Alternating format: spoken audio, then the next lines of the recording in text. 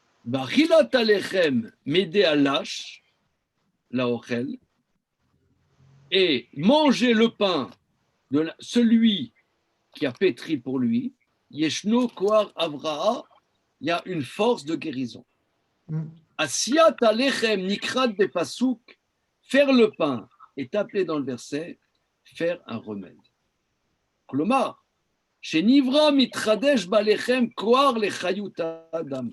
C'est-à-dire, regardez, franchement, moi je me roule par terre quand je vois ça. Je ne sais pas pourquoi.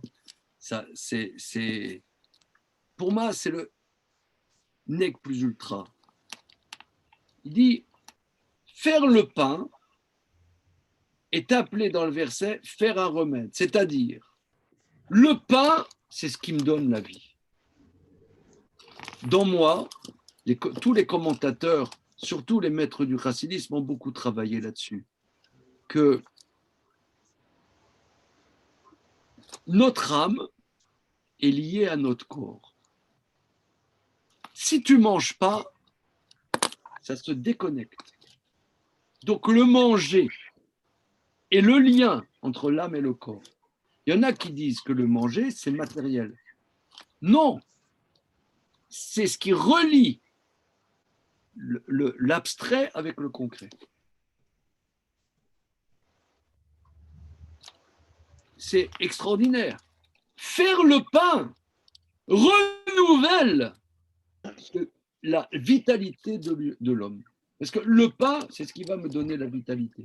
Donc, faire le pain, je recrée par mon action ce qui va donner la vie à l'homme. Ça, c'est ce qu'il dit le juif. C'est sublime. Lui, il a demandé des lévivotes, mais ce n'est pas les crêpes qu'on connaît alors. Comment ? Non. Il a demandé alors, ça, c'est une énigme. Lui, il a dit faire du pain, mais je crois qu'il n'a pas compris. On a dit Yonadav, c'est un grand chacham, et Amnon, c'est le fils aîné, mais il n'est pas si fufu que son pote. Il a dit on passe des frites, quoi. Non, parce que, je sais pas, moi, lui, il a vu que le côté peut-être un peu plus érotique que ça, tu vois. Parce que faire les crêpes, tu vois, tu soulèves, il y a la friture.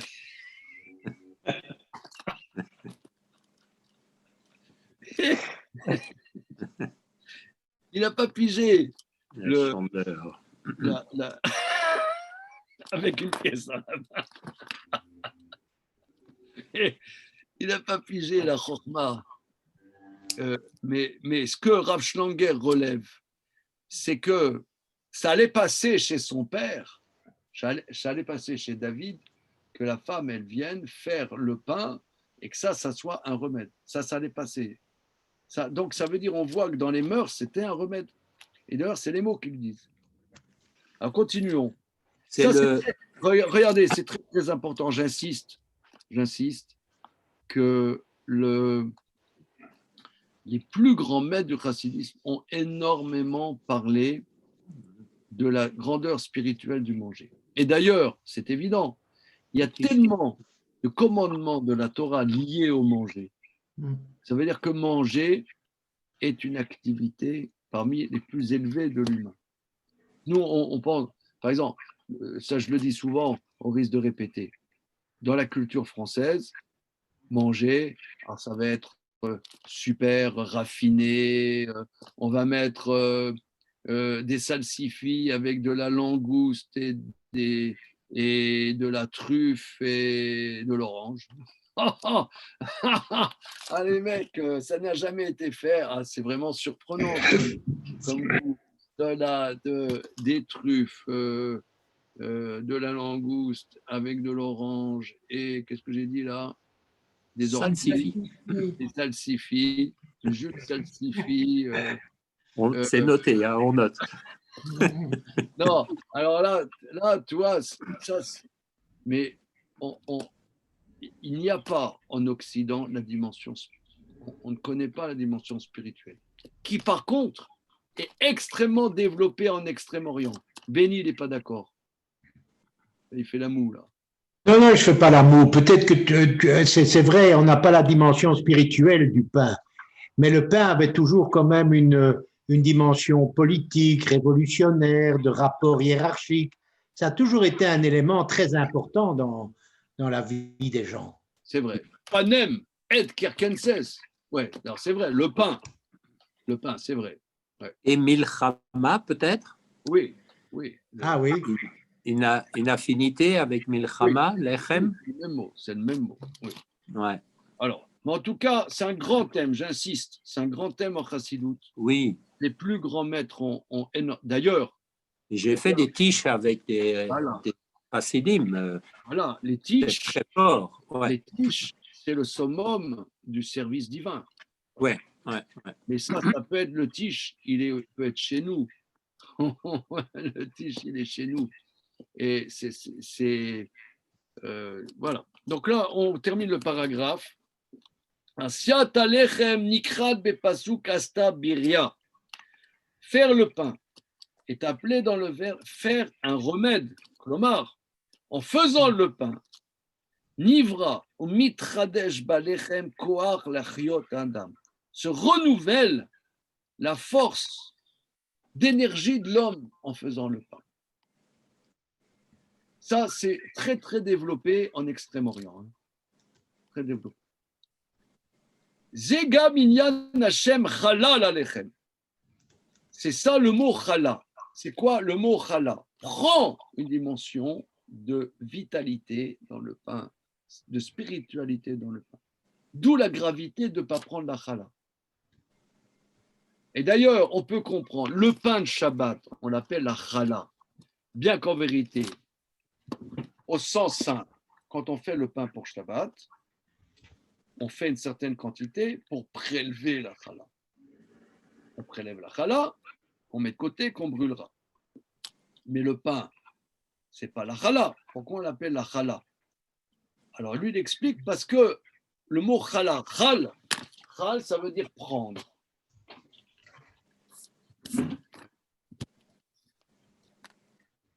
Chal,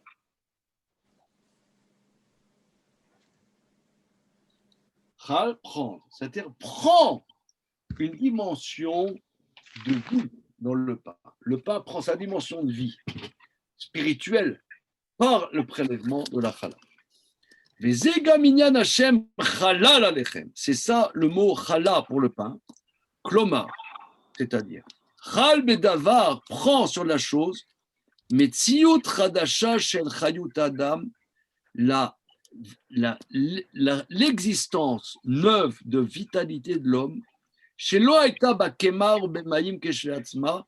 n'était pas dans la farine, dans l'eau, prend la vitalité qui est dans la dimension du pain. Kabbalat Adam et Achayut, Shenivra Avuro Basiat Alechem Nikrat Evra Meyada. L'homme prend la vitalité qui a été créée pour lui par la fabrication du pain, est appelé je me guérirai de sa main. Mais la shon ebaré mes kocha. Je me guérirai de la force qu'elle a mis dedans. Are shanizon belechem keu nivra mechadash. Donc, celui qui se nourrit du pain, c'est comme s'il était créé de nouveau. Une nouvelle vitalité qui prend de ce pain. Mais la reine, que shalechem nase lenav bavuro, yesh bazé tosefet koar avracha. C'est pour ça, celui qui mange le pain qui était fait devant lui et pour lui, ça lui rajoute une force de guérison, ça le requinque. Yosif apasuk piresh ainyan bomro betev elena shtel vivot. Alors lui il veut dire que lui il a dit elle va faire le vivot, les crêpes. C'est un autre aspect, le vav. Le vav, c'est le cœur. Ça me donne une vitalité du cœur. Les crêpes, ça c'est très original. Hein. Le viva est lié au mot lève. Comme dit le verset, lechem dans Teilim, dans les psaumes, lechem, le vav enosh issad. Le pain soutient le cœur de l'homme. Mais ici, lève, il y a lève et levav. Parce qu'on dit levav, bechol levavra. Il y a le yetzeratov et le yetzerara. Donc là, c'est sa dimension. Alors, ce qui veut dire lui, dans son explication, quand il a dit leviva, ça ne veut pas dire forcément des crêpes. Hein. Lui, le Malbim dit qu'il n'avait pas compris Amnon. Et quand il dit le vivote, ça veut dire du pain ici. C'est ce qui me construit. C'est pas la démarche de Rav Menachem Schlanger, c'est qu'il a dit en d'autres termes ce que Yonadav lui a dit. Mais la reine Asiato nikra Tel Aviv. C'est pour ça Tel Aviv, c'est faire le cœur. Alors, il y a des notes. Je vous ai mis la photocopie de la page d'après.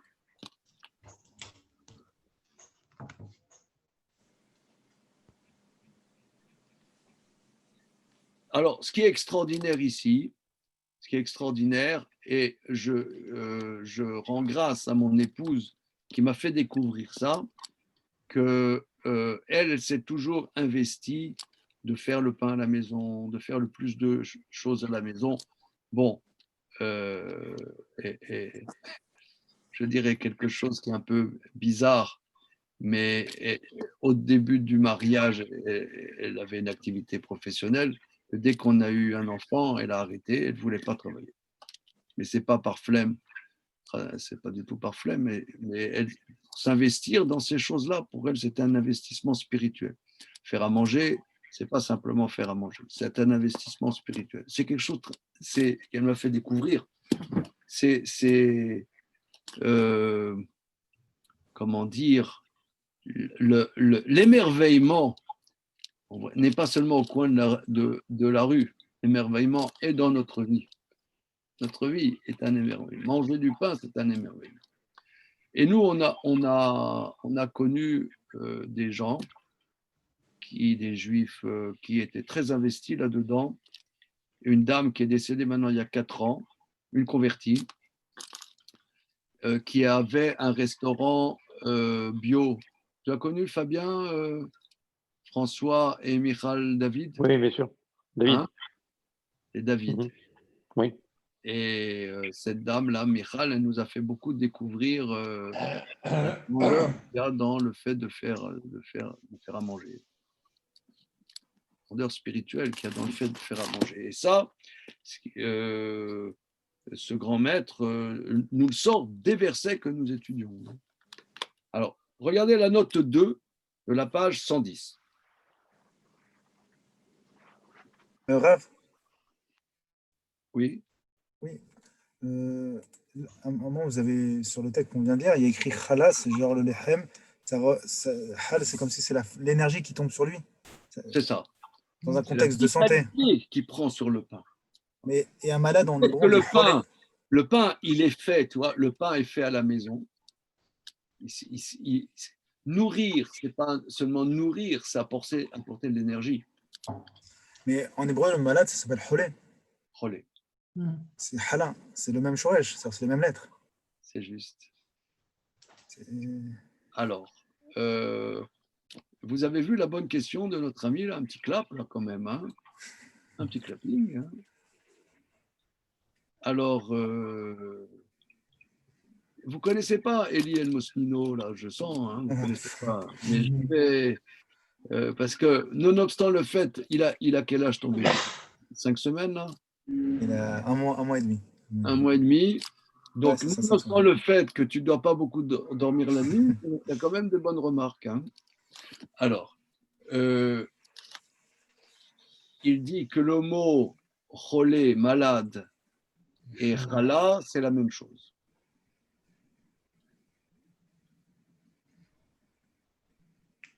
Alors, je ne suis pas convaincu, parce que le mot cholé vient du mot chol. Chol, qui veut dire profane. Ochala, c'est le contraire, ça prend une dimension kadosh, un peu contradictoire. C'est-à-dire qu'ils n'ont pas le même shoresh. Ça ne doit pas avoir le même shoresh. Okay. On avait vu une fois le hatril avec Chol, il y avait une affinité aussi. Oui. Hein, bien Quand on sûr. commence, on profane quelque chose. Ouais, c'est ça.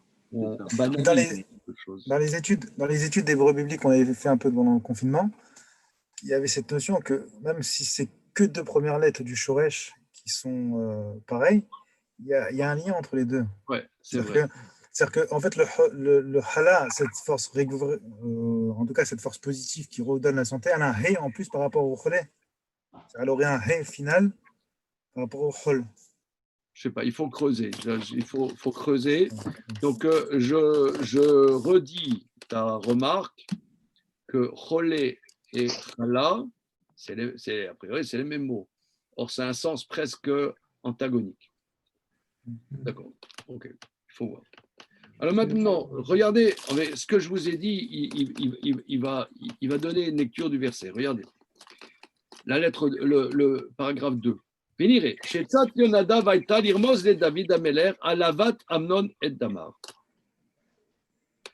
Il me semble que le conseil de Yonadav était de faire une allusion à David le roi sur l'amour d'Amnon de Tamar.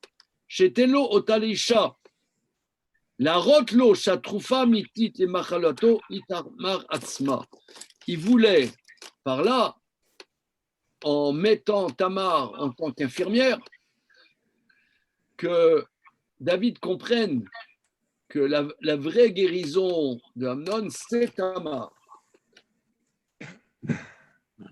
Chatroufa mitid, que le véritable remède pour sa maladie, c'est Tamar. Sheit Ashli Metrioto Kalechem,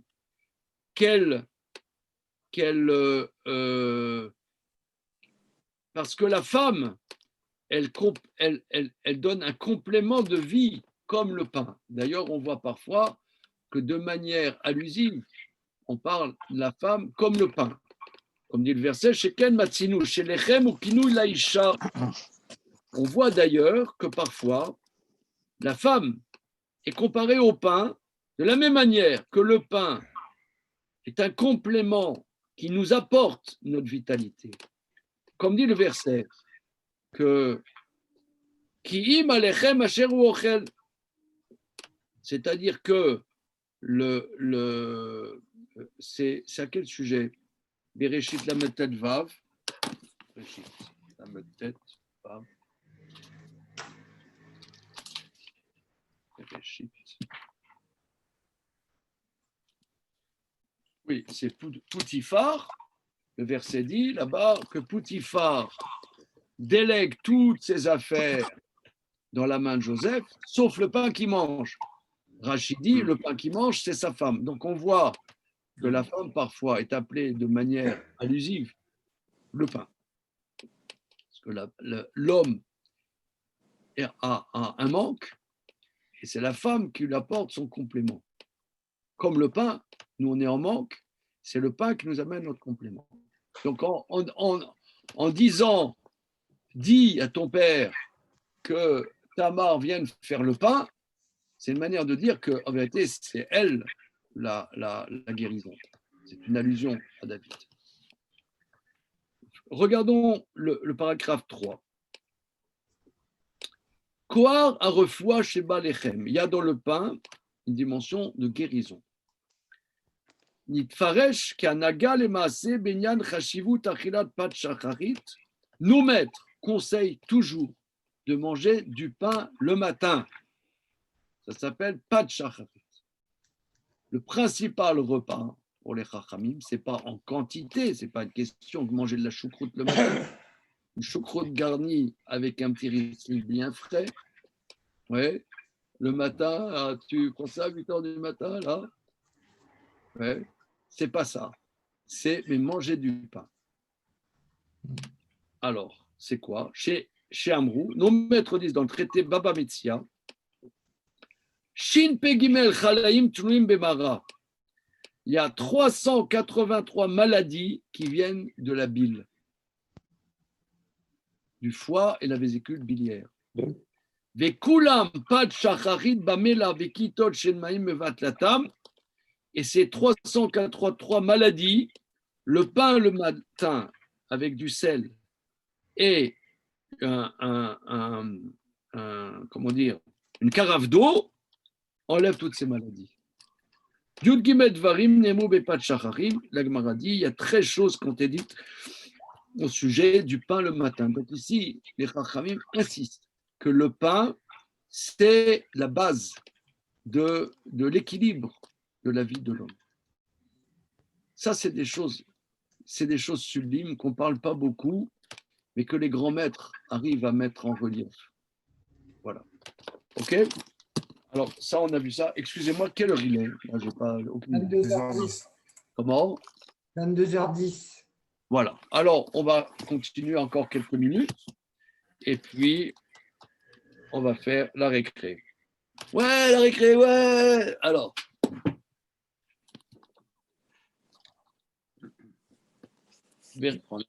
Alors, regardez, jusque-là, tout allait bien. Mais maintenant, certaines scènes peuvent choquer notre jeune public.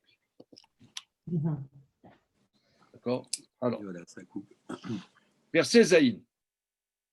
Vaishlar David el Tamar abaïta les morts, le China bet Amnon achir vasilo abiria. David a envoyé Tamar dans sa maison en disant va s'il te plaît dans la maison, les appartements de Amnon, ton frère, et fais-lui à Biria. Donc Biria, fais-lui ce processus de remède, fais-lui le remède. Or, ce qu'il a relevé le Rav Schlanger, c'est qu'à l'époque des prophètes, faire le pain devant la personne, c'était le remède. C'était le remède. Quelqu'un était malade, on lui faisait du pain devant et que ça le guérissait. Va teler Tamar. Alors, le verset suivant, regardez, c'est terrible. Va teler Tamar bet Amnon achila, vous shochev. Va tikar et tabatsek, va talash, va telavev les naves, va te vachel à levivot. Alors là, c'est quand même, ça, c'est, elle a fait pas du pain. Des gâteaux. Elle a fait des crêpes, comme on va voir. Elle est allée Tamar dans la maison d'Amnon de son frère. Il est couché. Elle prend la pâte, elle pétrit et elle forme devant lui et elle cuit les crêpes. Vatikar eta masret, vatitzok le fanav. Regardez le style des versets. On la voit faire et lui, il est là. Elle est en train de verser la pâte sur la crêpière, sur la poêle. Elle prend la poêle, elle verse dedans. Vayemaen le'echol. Il ne veut pas manger. Vayomer Amnon, otziu kolish me'alai. Amnon dit, donc elle lui amène les crêpes. Elle dit non, que tout le monde sorte. Parce que c'était le prince, c'était le fils aîné. Il y avait toute une cour. Elle dit, sortez tout le monde. Elle lui amène les crêpes. Elle dit, non, sortez tout le monde. Vayomer Amnon el Tamar. Avi abiria acheder. Amen. Voilà. Le remède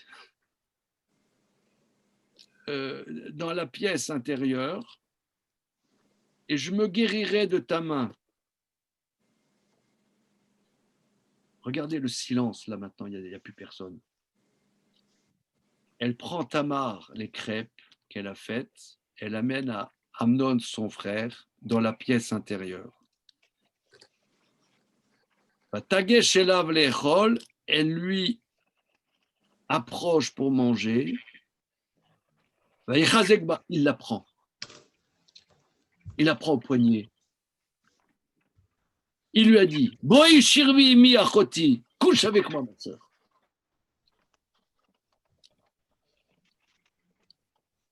Vatomer lo, al achi, al taneni ki lo yaseken be'Israël, al tase ta nevala azot. Elle lui a dit, non mon frère, ne me fais pas souffrir, qu'on ne fasse pas ça dans Israël, qu'on ne fasse pas cette horreur. Vaniana olir et trerpati, vata tiye kachad anevanim Israël. Où amènerai-je ma honte? Et toi, tu seras comme le plus grossier des Juifs.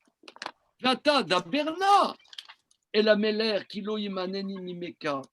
Parle au roi, il ne m'empêchera pas de toi, puisque je te suis permise. Alors là, les commentateurs s'interloquent. Lui, il veut la violer. Il dit non, non, mais regarde, on n'a qu'à se marier, je suis permise. Comme il y a quelqu'un qui veut la violer, il lui dit regarde, on n'a qu'à se marier. C'est un drôle de chidour entre nous, soit dit quoi. Ça aurait pu le calmer en plus. Comment? Ça aurait pu le calmer. Parce que lui, là, il est. Je ne sais pas si c'est le fait qu'elle soit interdite ou le fait. Parce que qui Betula, on a dit qu'il était rendu malade au début parce qu'elle était Betula.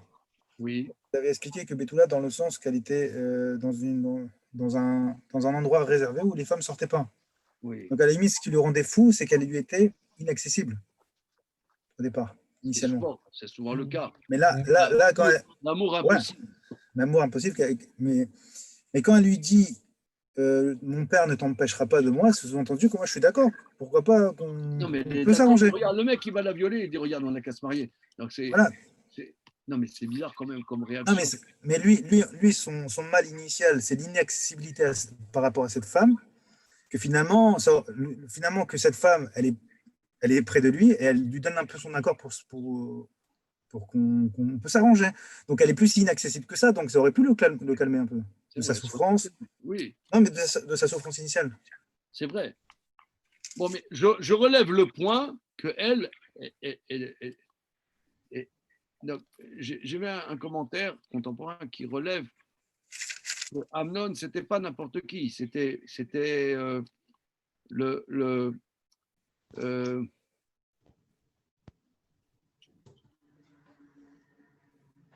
on voit qu'il y avait une cour avec lui, puisqu'il sortait tout le monde. Donc c'était elle était peut-être même ça aurait été même un honneur pour elle, parce qu'en vérité, elle, c'est une migrante. C'est la fille quand même,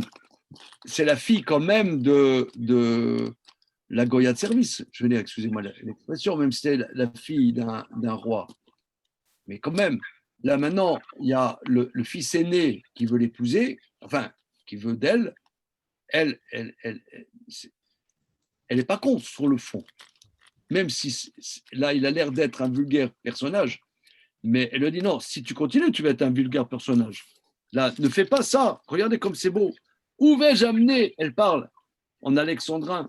Vaniana olir et trerpati, où vais-je amener ma honte? Et tu seras comme un des plus grossiers d'Israël. Parle, s'il te plaît, au roi. Il ne m'empêchera pas de toi. Velo aval ishmoa bekola. Il n'a pas voulu écouter sa voix à elle. Il a été plus fort qu'elle. Donc là, on dirait plus fort qu'elle. On avait lu ce verset la fois dernière, que sûrement ils se sont battus là. Il a été plus fort qu'elle, donc elle s'est battue. Il l'a violée, excusez-moi l'expression, analement. Peshkavota, ensuite il l'a couché. Parce qu'en vérité, le commentaire explique une seconde.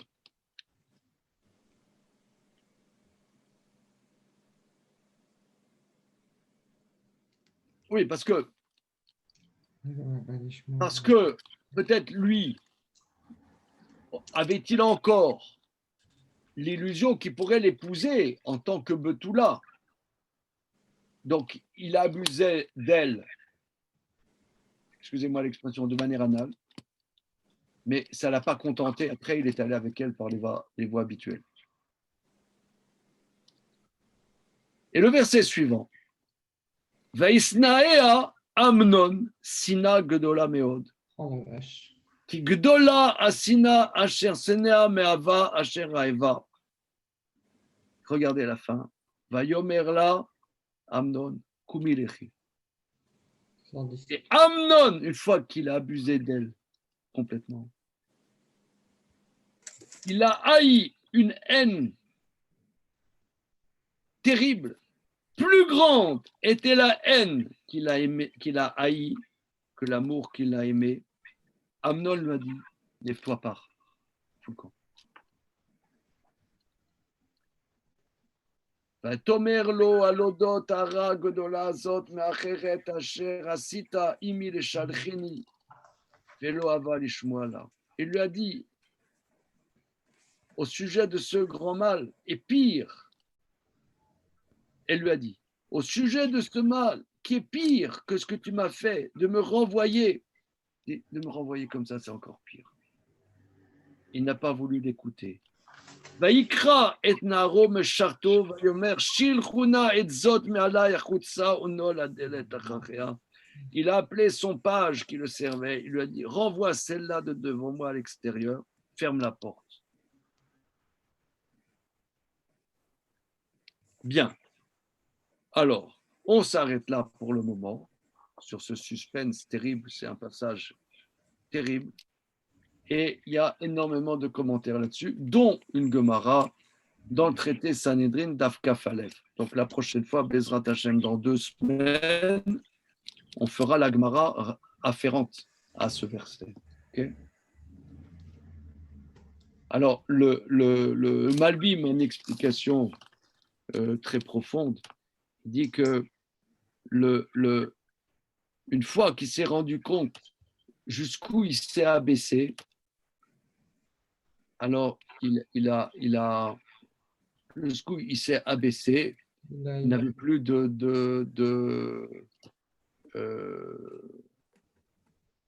ça c'est la source de cette haine, voilà, qui s'est retrouvée sans rien à cause de son délire, et il n'assume pas cette honte infinie qu'il avait de lui-même. Mais les Chachamim ont une autre explication que nous verrons, mais il faut voir tout le passage dans le traité de Sanhedrin. Ok? C'est bon? Et bon. Merci. Merci à vous. Merci.